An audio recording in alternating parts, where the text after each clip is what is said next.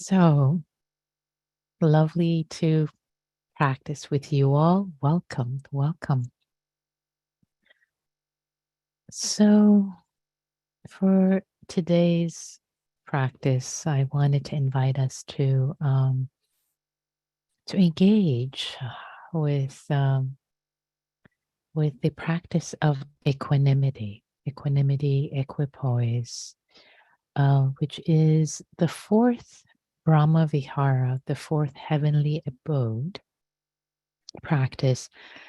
The four of the four heart practices. The first one being metta, loving kindness. Second one being compassion or karuna. The third one, the third one being vicarious joy or sympathetic joy, mudita. And the fourth one is equanimity, upekkha, and it's holds all the other ones, and it's also in some ways could be thought of as the perfection of the other one. So equanimity is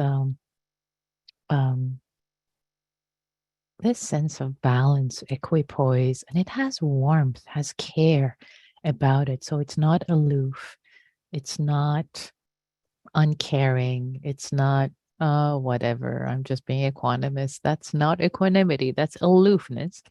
That's the nearest neighbor or near enemy, not nearest. Tonight, somehow different words are coming in. Anyways, this is interesting. Lots of anatta here in the way this mind is working tonight. But it's the near enemy. It's a near enemy of mudita. So the aloofness is a near enemy. Somehow nearest neighbor from my years of doing mathematics and computer science is coming in. But anyway, just laughing at this mind. Isn't it fun sometimes to laugh at the impersonality of how our mind works, right?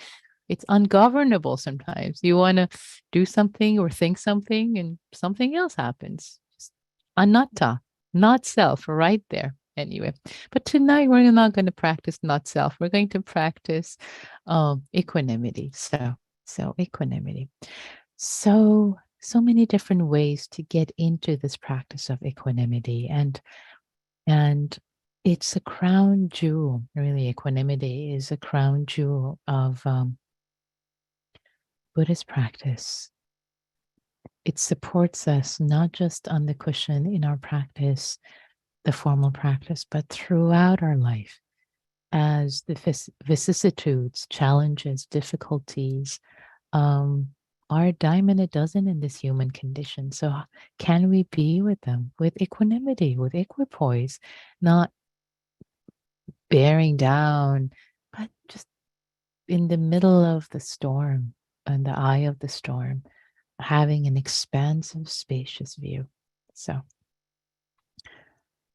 I think that's all I want to say to set up the framework for tonight. And we'll just practice together and find our ways, our unique way into it tonight.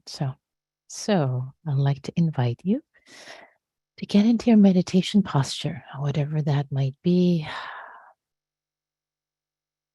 If you need to shift, move from your cushion to a chair or from a chair to a cushion, the posture that will be comfortable for the next 30 minutes of meditation. And letting there be a sense of integrity in your body, sense of uprightness.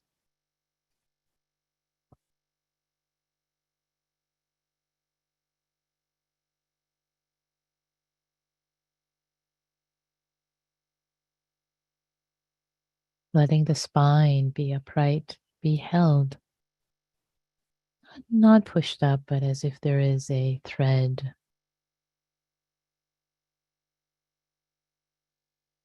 on top of your head, invisible thread holding you up, or a powerful magnet that opens your upper body, your torso, your chest, all opened up with the breath. Sitting upright,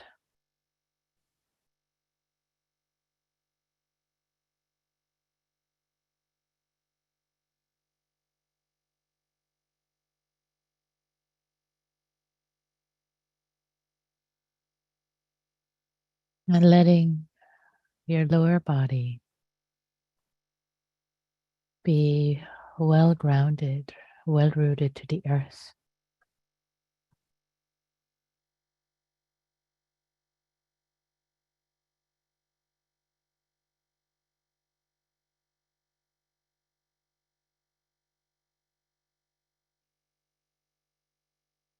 The upper body opened up.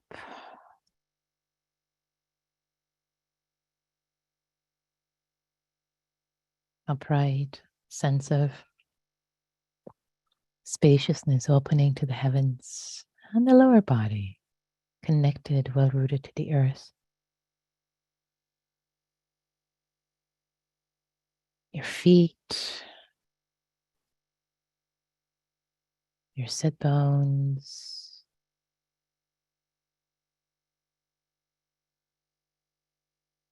so that you feel like you have both roots, you're well rooted into the earth in this moment. And also you have wings like an angel. Expansive, your heart expansive.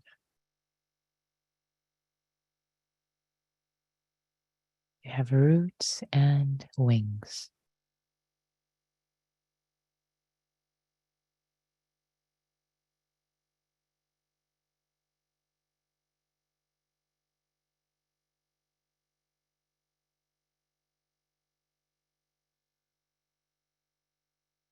And let the breath move through, soothing, comforting.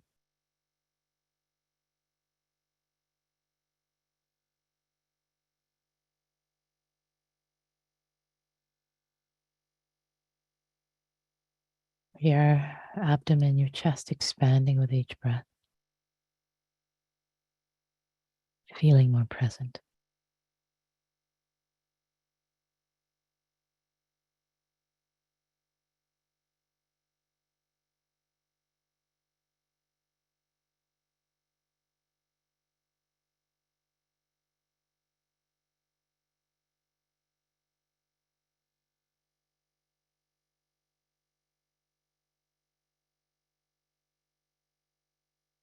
And whatever is arising in the body, the heart, and the mind can be welcomed.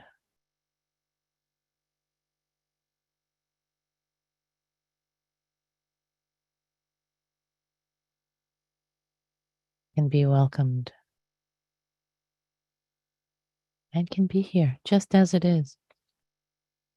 No need to get rid of it, push it away,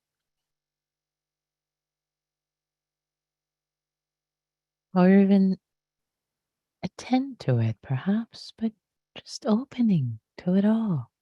It can be here. There's so much spaciousness, ease, that this can be here along with everything else. The breath.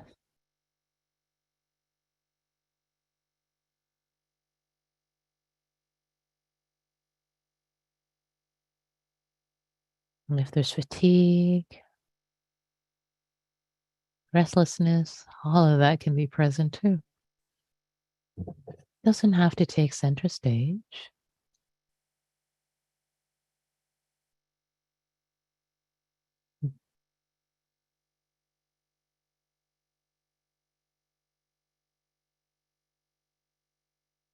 As if you're expanding, it's imagining that you're expanding, you're stretching your heart, you're stretching your awareness. First, you're stretching it, and then it stretches on its own. It keeps going, expanding, expanding. Just like the universe keeps expanding, your heart keeps expanding, stretching. Your awareness keeps stretching on its own, including everything, everything. And there's still more space.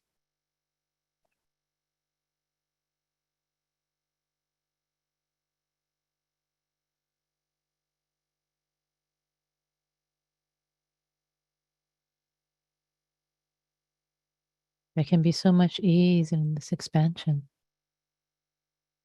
And yeah, pain, difficulties, emotions can be there. Sleepiness, agitation can all be there, can all be here. There's enough space for everything to be present.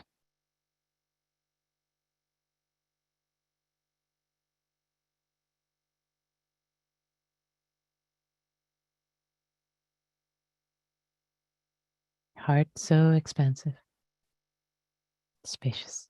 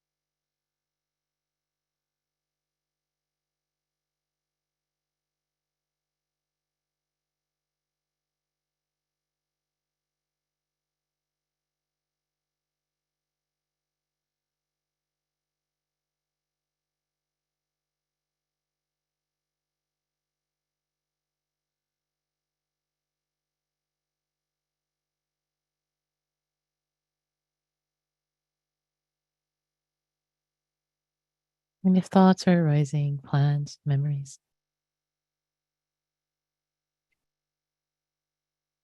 it's okay. It's all right.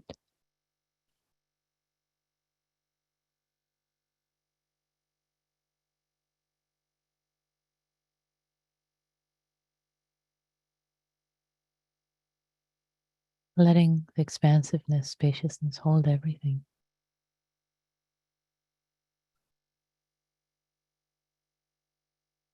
or letting it drop everything. Doesn't have to hold if it feels like an effort.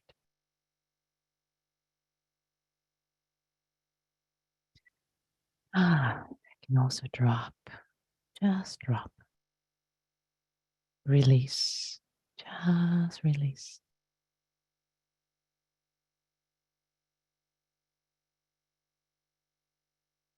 Not with aversion,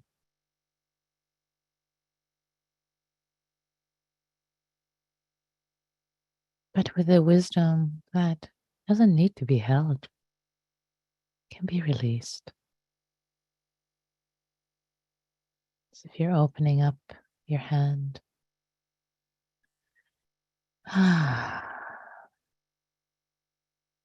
Letting it fly away.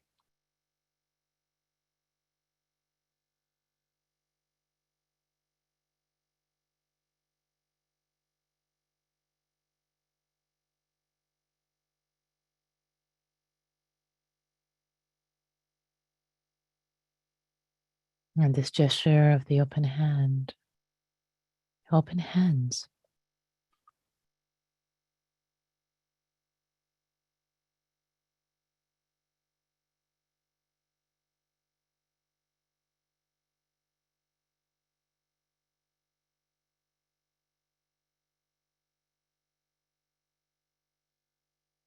being felt in your heart too, not just in your hands. Maybe actually it might be helpful to open your hands as they're resting on your lap.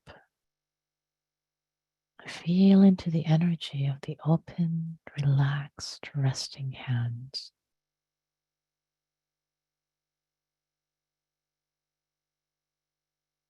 Not grasping, not pushing away. Open, relaxed.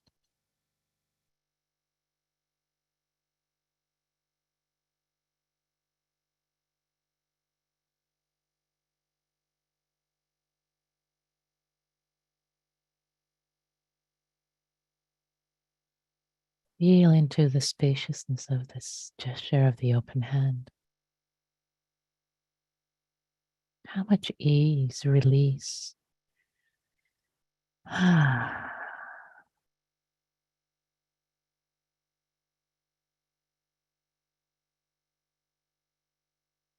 You can feel in this gesture.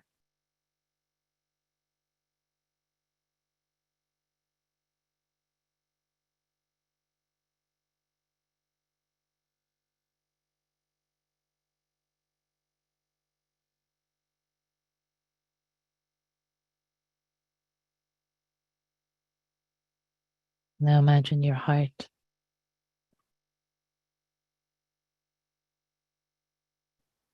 also has the gesture of the open hands.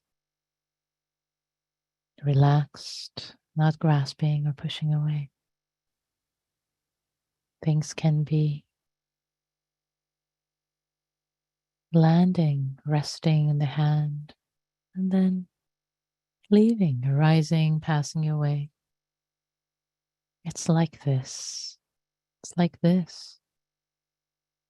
And this human realm, comings and goings.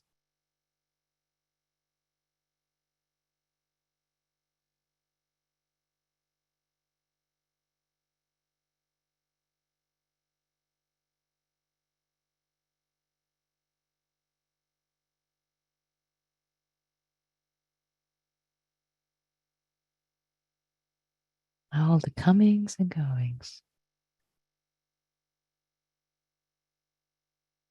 Interesting. Maybe even delightful. Expansive.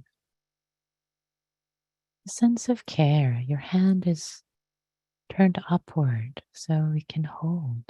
Your heart can hold. Yet it doesn't grasp. Hold on to.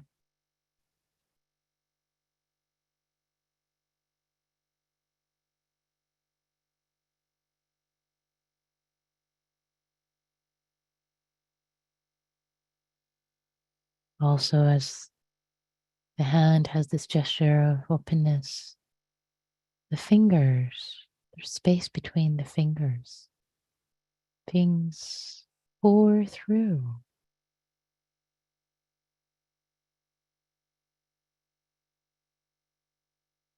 Thoughts, memories.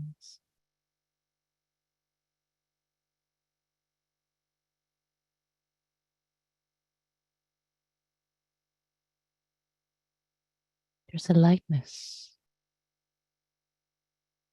and the feeling and letting them pour through, fall through. It's okay.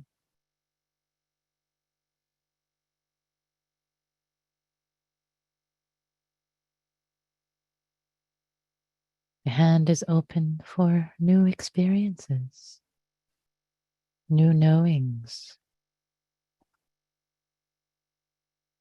new gifts, new blessings, and new sorrows that serve as teachers. This gesture of the open hand, a heart that has an open hand.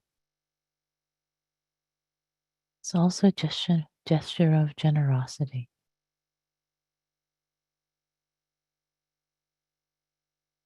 Generosity with life, experiencing, knowing, giving, not grasping. Can we relate to equanimity in this practice today as the gesture of an open hand, open heart in this way?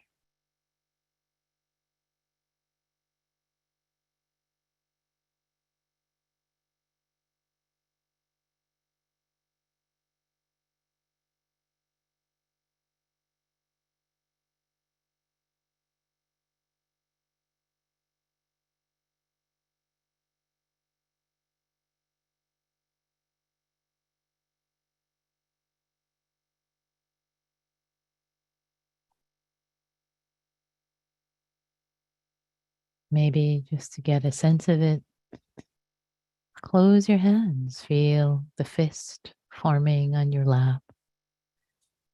Feel into how that is different. Let your heart feel how this is different, different stance in life. A closed fist.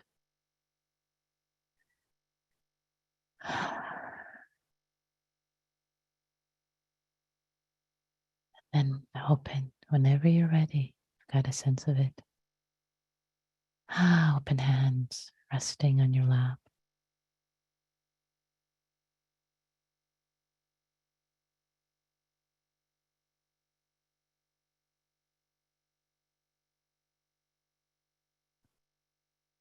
Your heart.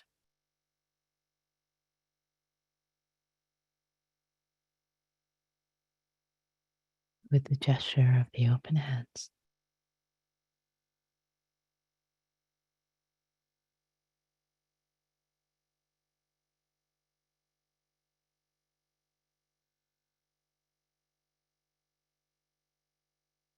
See what new perceptions this brings about.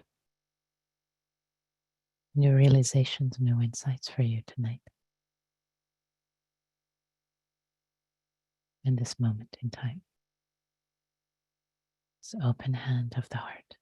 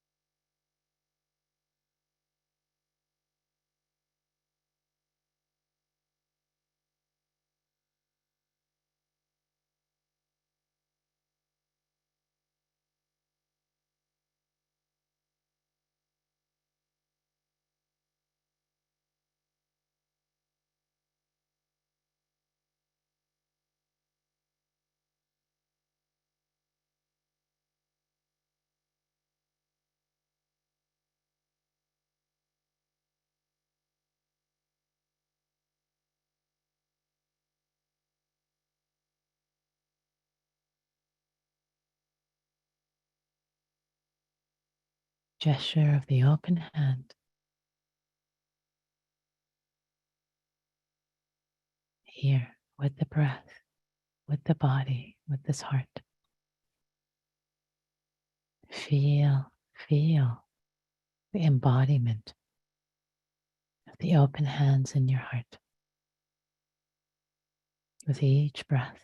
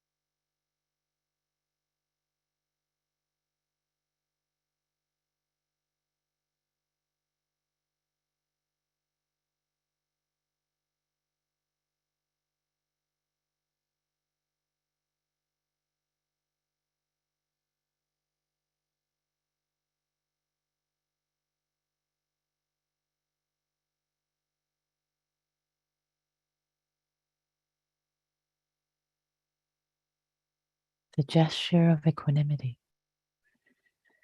sitting grounded,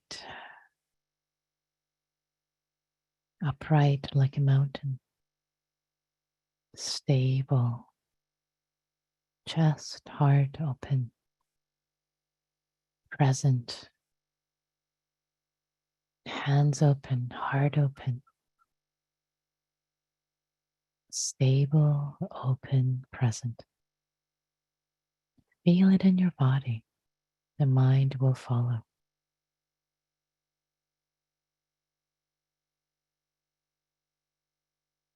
Feel the stability of your posture.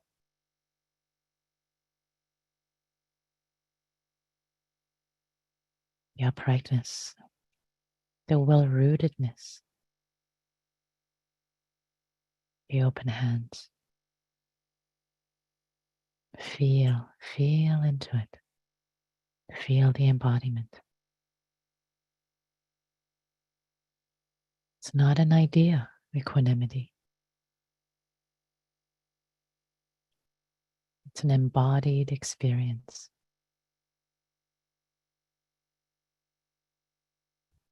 Be equanimity.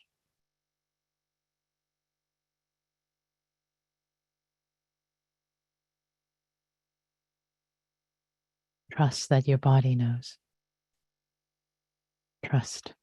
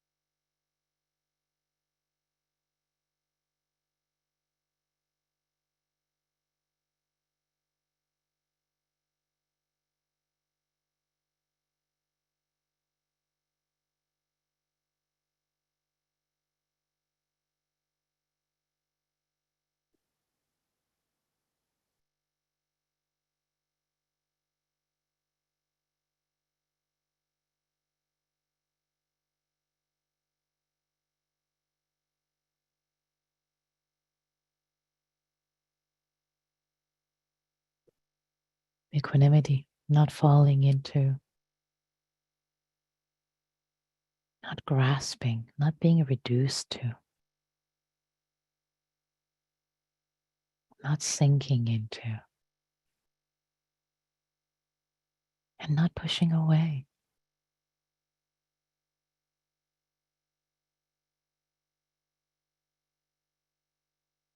with aversion, fear, dislike, but upright, well rooted, with an open hand, open heart. All experiences can be just as they are, arise, pass away. Spacious heart, spacious mind. Your body knows. Even if you experience it for a moment with respect to something, here, something opens up in your mind, in your heart, a possibility for a different relationship to life, to thoughts, stories, emotions.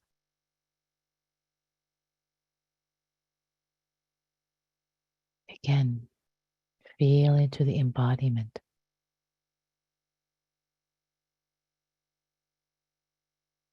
Fake it until you become it. Sitting, feeling your body on the earth, connected, rooted, upright, open heart, open hands, expansive, spacious, the breath, inside, outside, all around.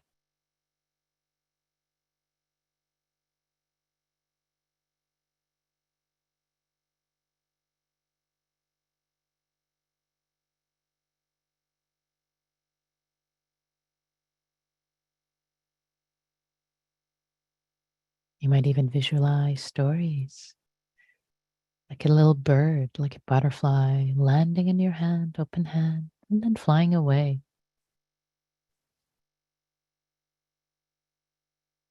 Not reacting. Comes and goes. You sit, you are breathed, spacious, stable,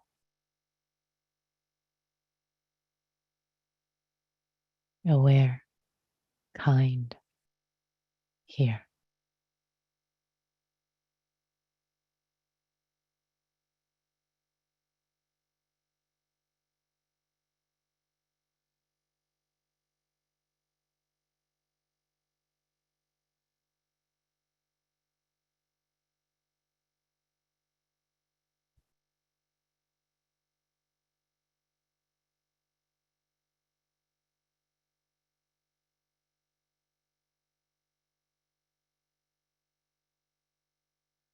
And as we bring this practice period to a close, may we embody equanimity for ourselves, for others, to benefit all beings everywhere. May all beings everywhere, including ourselves, be stable,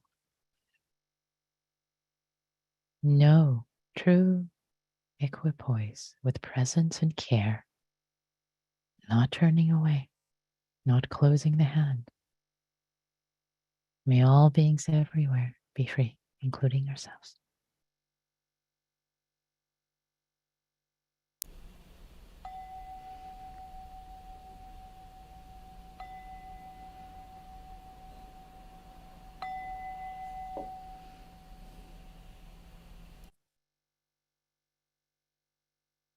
Thanks, everyone. Thanks for your practice.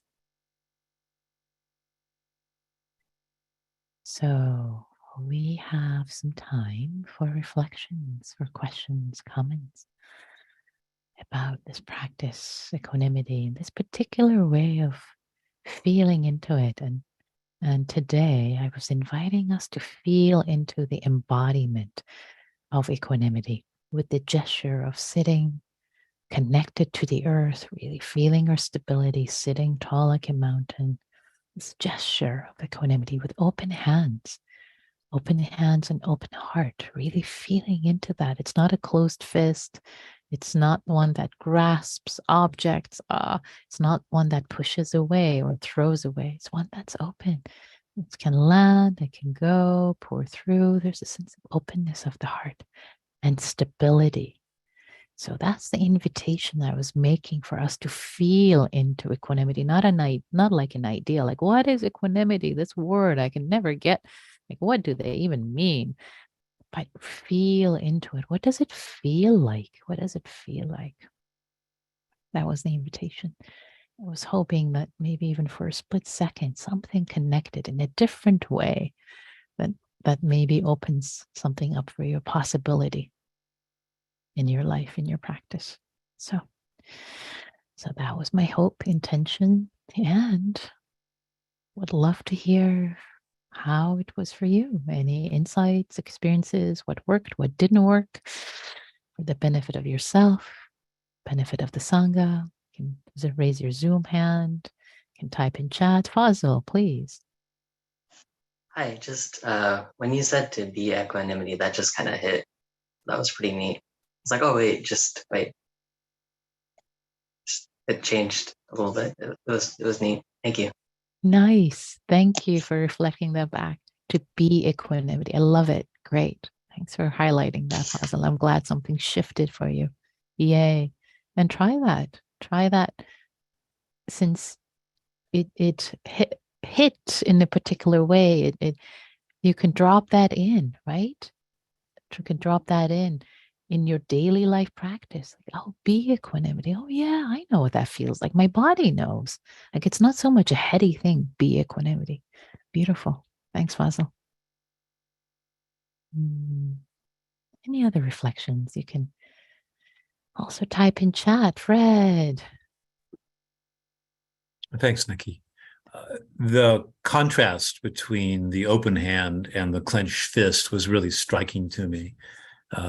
If I was less aware of equanimous feelings throughout the meditation, I could tell from the sharp contrast of being in the defensive position with fists closed that this was not equanimity, and better to return to the open hand. Beautiful. Great. Thank you so much for reflecting that. Yeah, that's great. Thank you for that reflection, Fred. This contrast, because it feels different in our bodies. This and this and it's there's a lot of science to our mind states and our physical states. In fact, a lot of metaphors and a lot of our mind states, the words that we use in language, come from our physical gestures. So it's important to take advantage of what we already have, make these knowings more clear, distinct by using these gestures. And so, Michelu, I think you were trying to raise your hand. Yes, and Dan, we'll go to you afterwards. Michelu, please. As I opened to this tremendous fear that I was feeling, the more I opened to the fear, the more equanimity I felt. Does that make sense? Absolutely, it makes sense, Michelu. Yeah. How interesting, right? Yeah. How interesting. The more you open to fear, the more equanimity you felt. Yeah. Feel into the profundity of that. That's a profound insight. Because the more we close up to fear, the more we're afraid of fear, the more the bigger it feels and the more we open up to it. Okay, I'm not scared. Here, come. Oh, wow, there's more equanimity. Look at that. It's so counterintuitive, and yet that's it. Beautiful. Thanks for sharing that, Michelu. Beautiful.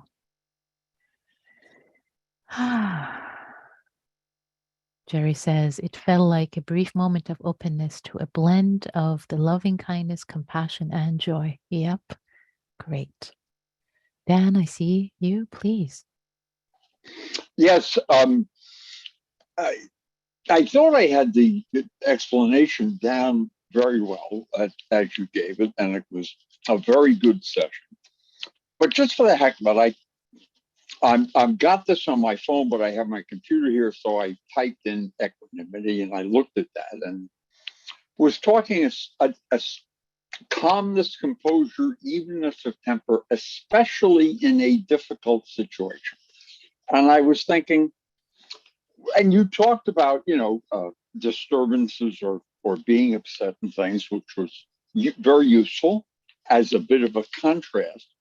But there's no threat while sitting here. And a couple hours ago, I was crossing the street here in New York City. And years ago, it used to be worth your life crossing a street in New York. The traffic was very aggressive, especially the cab drivers. They would come right through an intersection, and it was almost worth your life crossing a street. So almost without exception, if you're in a crosswalk, even a quarter of the way across the street, someone coming the other way will stop. They'll let you go and come. Yeah. So I'm crossing the street, and I'm about halfway across, and the guy is coming quite quickly into the intersection, and I can tell by his speed and the angle of his wheels, he's just going to go. He's not going to stop. And it occurred to me to slow my pace to be sure he had enough room. I didn't. I just kept walking. I'm a big guy. I have a very big mouth, good command voice. And I got really close to the car, not to endanger myself, and that I knew I was going to yell at him, even though, in a sense, I knew it was a bad idea, and I wished not to do it. And the phrase "no good can come of this" went through my mind. Right. And I thought, oh, the heck with it. I'm just going to yell. Got it. So, okay. I didn't curse. I didn't do anything. But he had his window all the way down, and I was grateful for that. I think I'm getting the picture, Dan. Yeah, and for the benefit of time, I think I get the picture. And your question is, okay, that's a stressful situation. All I did was yell, "Hey!" Yeah. And as soon as I did that, I regretted it and wish I had said nothing at all. Yeah. So here's what I would say. I appreciate you bringing that in. And here's, so the question basically is, you're asking, okay, here I'm sitting, I'm practicing, there's no threat. I'm feeling pretty calm, and I'm practicing this equanimity thing. And yet there on the street is where I really wanted it.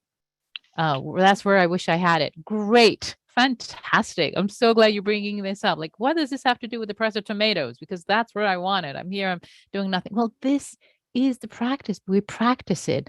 It's like going to the gym with small weights, so that, and it's the same thing with loving kindness. We cultivate it so that when the 100-pound weight is present, like, oh, I know how to do this. I've been practicing. I've been practicing in my heart. I've been practicing in my mind for those states. When the thought comes like, okay, there's no good to come out of this. Yes, I can be equanimous, et cetera, et cetera. So this is exactly why we do this practice. That's why it's called practice. We're practicing because there are a lot of performances in the world when we're crossing the street. Et cetera, et cetera, et cetera. When somebody, I don't know, sends us a text message or calls us, et cetera. So yeah. So thank you for those reflections, everyone. So I'd like to invite us to engage in small groups, small practice groups. I'm going to create them now. And the breakout groups are roughly size 3. And the invitation is to share a little bit. Anything you like to share about tonight's practice, about the sense of embodiment, if there's something new for you, something that arose. And you can also hold presence, quiet, silence, offer you silence, say pass. Offer one nugget from your own experience. Allow the next person to offer their nugget or experience, and the next person, again, speak from your personal experience, not from your head, but embodiment. Let's really bring in embodiment, not advising or directing other people's experience. Be kind, take care of yourself, take care of each other. And yeah, it's beautiful to be able to share and spend time in Sangha. So I'm going to create the rooms. Take care of yourselves, and let's go reverse alphabetical order according to first name. Okay, so I'm going to open the room. One more second, and here we go. Okay, the rooms are closed. Everybody is back. Hope you had a wonderful connection, and it's 7 o'clock, so don't have time for any reflections from the practice, from the breakout groups. But tell you what, let's dedicate the merit and close, and I'll stay for an extra couple minutes on Zoom afterwards if there's anything you'd like to share. So thank you all. Thank you for practicing together and being equanimity. Yes, practicing on the cushions, so that in the world we can show up for ourselves and for the benefit of others. May all beings be well. May all beings be happy, including ourselves.